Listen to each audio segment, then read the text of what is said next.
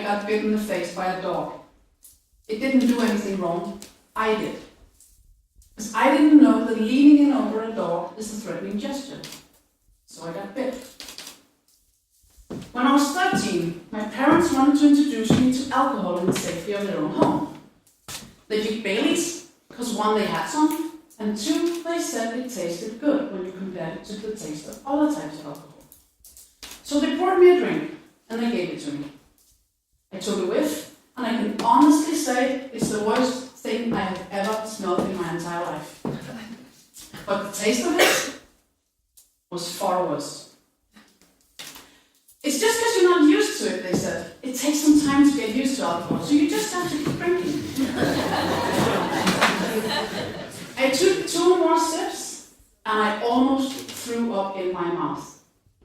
Keep going, they said. They were so encouraging. After the 4th sip, I gave up. This was horrific. Absolutely appalling. If this was alcohol when it tasted good, I wanted nothing to do with the entire category. Give it to me, my mom said. I like Baileys. And she took the drink, took a sip, and she spat it out. The bottle was 4 years over its expiration date. And to this day, I cringe just by the thought of Baileys. Now, how many here has had an experience like this? Where the pain and discomfort you feel today happened because of something that happened years and years ago, maybe even decades. Almost everyone has an experience like this.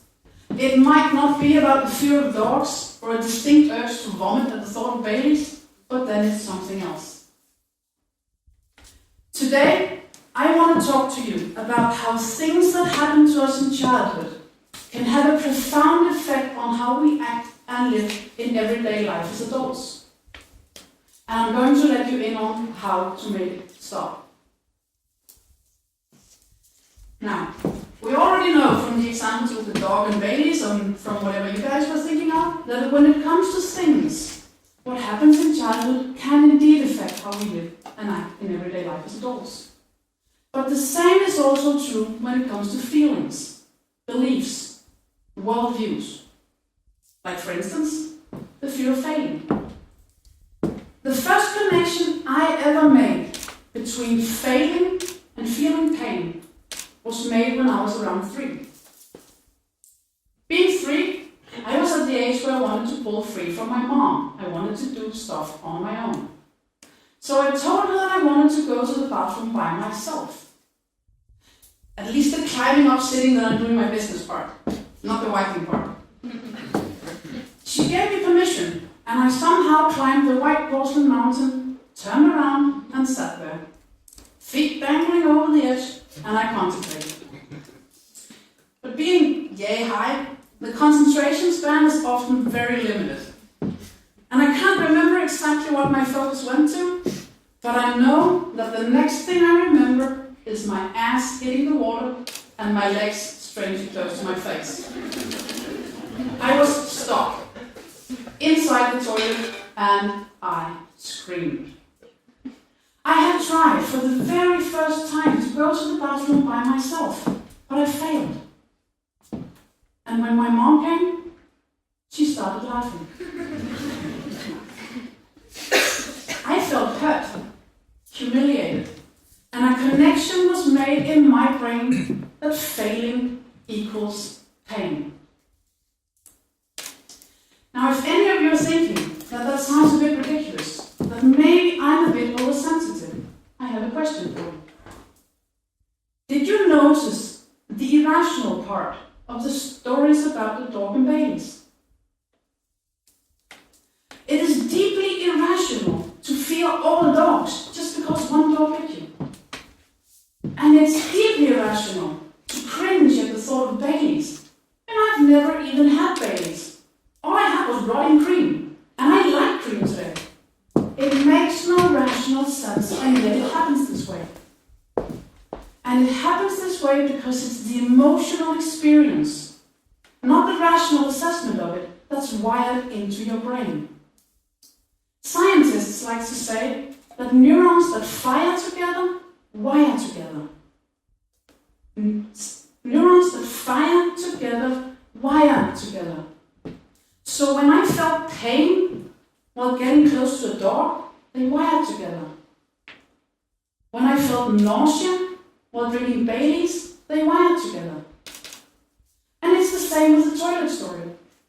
The emotional hurt I felt from being laughed at in a very humiliating position and at a very, very young age was strong.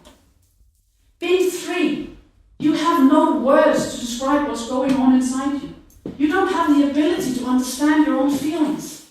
You don't know what humiliation is, and you definitely don't know that moms can be wrong. You just feel. And I felt pain. Pain while failing. Over the years, this connection between failing and pain grew stronger. A lot stronger. You see, the favorite sport at all our family gatherings was telling stories about when others around the table had failed. No one was spared, so neither was I. But being the youngest in the entire family, maybe I had the least ability to handle it. So a story like the toilet story would go on to be told for about a decade. Each time with everyone around the table laughing at me, each time with me feeling hurt, pain, reliving the failure, thereby making the connection between failing and pain grow stronger.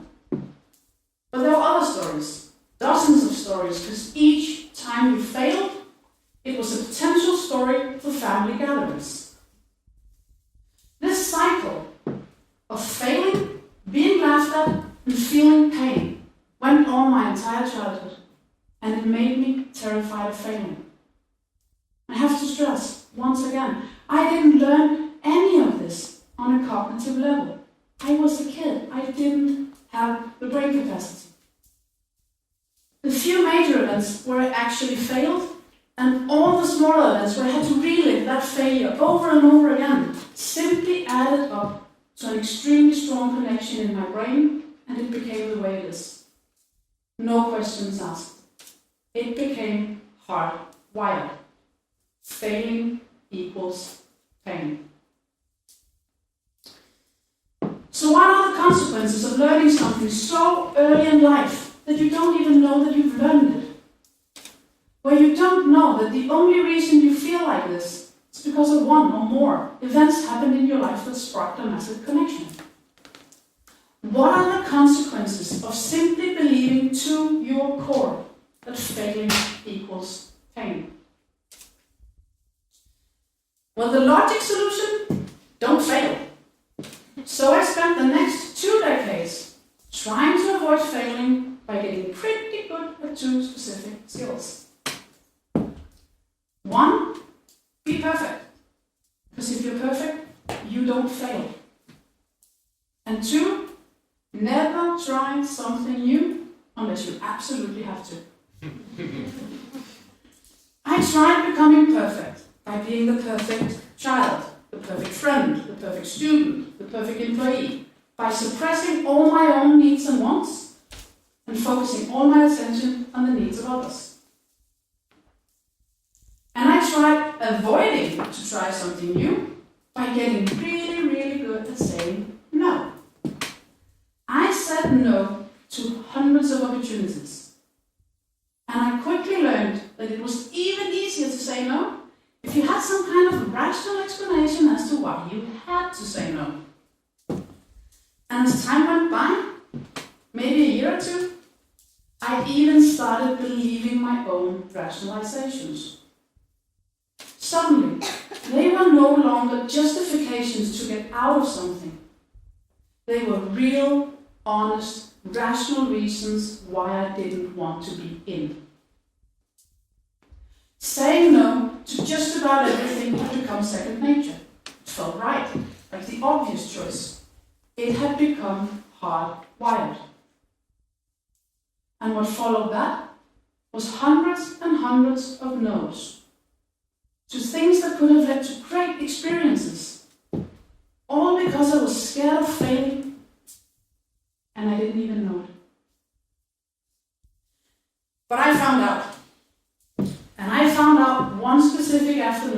in the spring of 2014, where my then boyfriend Nikolai suggested that we took a month-long trip to South America, leaving in just 3 weeks. I instantly and instinctively found at least 5 reasons as to why that was not going to happen. And I had the rational reasons as well, including how stupid it was and how dangerous it was. It was just a no-go. But for each of my rational reasons, Nikolai had an actual rational counter reason. So I made up some more reasons why we couldn't go, and he counted those. And I gave him more, and he counted those. And I gave him more, and he counted those. The longer we went, the more anxiety I felt. And the more anxiety I felt, the louder I heard a little weird voice inside my head, saying something so strange and stupid that I couldn't bring myself to say out loud. So I tried to ignore it. After about 30 minutes, I delivered my final argument. But everyone always gets killed and gets malaria in South America, so we really just can't go. Nikolai just looked at me and raised an eyebrow. And I started crying. I didn't have any more rational arguments left. I didn't even have the energy to keep away the anxiety. All I had left was the feeling beneath it all. And with tears streaming down my face, I finally let him know what that weird little inner voice had been saying. I'm scared they'll point at me and laugh. It sounded so extremely stupid because I didn't see the connection yet. Nikolai took a deep breath and he asked me, "Who, Nina? Who will point at you and laugh?" I thought about it for a second, not knowing the answer before right there and then. My family. You see, I wasn't scared about going to South America. I was scared of not having the perfect trip. I was scared of failing. Failing in planning well enough. Failing in picking the right countries, the right cities, the right sites. I was scared of failing in spending too much money. Failing in not protecting ourselves. Getting sick, getting malaria, failing. And being laughed at later at family gatherings. And that was the truth. The real truth. The truth that made my change possible. I wasn't scared of failing per se. I was scared of failing and being laughed at family gatherings. The events of my childhood had wired my brain into thinking that I was scared of failing in general. Not scared of failing and being laughed at later at family gatherings. Failing in general. Just like with the dog. The fear was for dogs in general, not the specific dog that bit me. But unlike with the dog, where the damage to my adult life was limited, the damage the fear of failing had in my life was overwhelming. And I wanted it to stop. Now, if any of you stopped listening 10 minutes ago, this is the time to tune back in. Because how do we make it stop? How do we change what we feel and believe at the very core? Well, I can tell you what I did. And I did 3 things. 1, disable the autopilot. Given the story I've told you today, this might not come as a big surprise. Maybe it's even more like a no shit Sherlock moment. Because having my autopilot on the show for 30 years, the results have been pretty awful. 3 decades of letting fear control my life. I wanted to change it. But I also knew that I needed to be more specific about what I wanted to change. So I thought about it. And amongst all the issues that I found was wrong with my brain, there was one major issue. And that was the fact that my autopilot brain had kept me in a never-ending loop of seeing a threat, running away from it as fast as possible, and feeling relieved, feeling like I dodged a bullet, feeling good. Thereby wiring together, running away from a potential threat with feeling relieved, feeling good. And as time went by, the more turns I took in this loop, the more and more things appeared to be scary. So I ran away more and more. So how did I change it? Well, step 2. Putting my frontal lobes in the driver's seat. Having my autopilot run the show had obviously gotten me nowhere. I wanted my future decisions to be made by the rational part of my brain, my frontal lobes. And I wanted to take advantage of the knowledge about neurons that fire together, wire together. I wanted to wire together, taking a step, even though I was scared, with having fun. So the loop I created looks like this. Plan for a small step, a baby step, just a little bitty step, a step where you know you can handle the anxiety. A step where you know you won't back down. Take the step. And then celebrate like crazy. Go all out. Have fun. Thereby wiring together, taking a step even though you're scared, with having fun.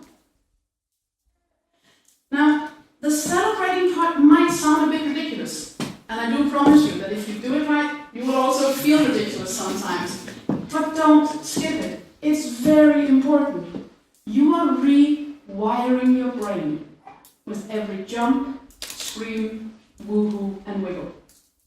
You want a hard-wired connection between taking a step, even though you're scared, and having fun. And this is the way to do it. Step 3, drive. With each turn you take in the new loop, you feel more and more comfortable. You feel braver and braver. You start wanting to do more, wanting to take that next step, wanting that celebration. And if you're anything like me, you will go through this absolutely wonderful phase where you feel like a kid outsmarting both mom and dad, giggling, oh my God, this is really working. I fell down the toilet when I was 3. And even though it took me 30 years to realize that that specific event had started a chain reaction that had a profound effect on how I lived and acted as an adult, I now know that it wasn't falling down the toilet that was the issue. It was an issue, I'll give you that. Because being covered in shit is about as much fun as drinking raw cream. What would you guys choose? But it wasn't the issue. The issue was the way it was handled. The issue was the neurons that fired together with my failing. So which neurons fire when you fail? Do you want to change it? If you do, start today. Create a new loop where the neurons you want to have wired together actually fire and thereby over time wire together. And please, please, please don't forget to celebrate. It is so important. Dance, jump, scream, look like an idiot, as long as you have fun. And if you don't know how, you can meet me out front in just about 5 minutes, because I'm going all out. After taking this turn, this step in my loop, public speaking, I'm right back at the place where I feel, oh my God, this is really working. Thank you so much.